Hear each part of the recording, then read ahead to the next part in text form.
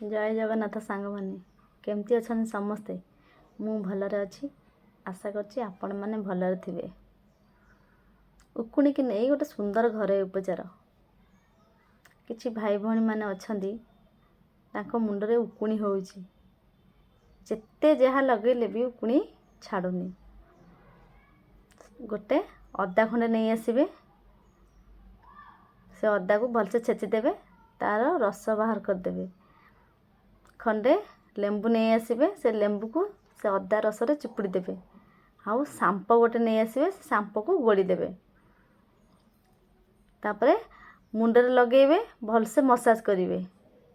ताकू मुंडरे लगे सरला परे खरा ठिया हेबे 15-20 मिनिट खरा ठिया हेबे। ठिया हे सरला परे आसबे मुंड को धोइबे भलसे सांपो करके धोइबे। धोई सरला परे गोटे धला सूता कपड़ा रे मुंड को पोछिबे। मुंड को पोछि सरला परे कोन करबा ना खरा ठिया हेबे।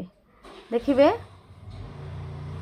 आ गोटे भी उकुणी रहिबेनी सब उकुणी कुआड गायब हो जिवे। थरे करंतु ना तापरे केमती हला मते कहिबे कमेंट रे जणैबे।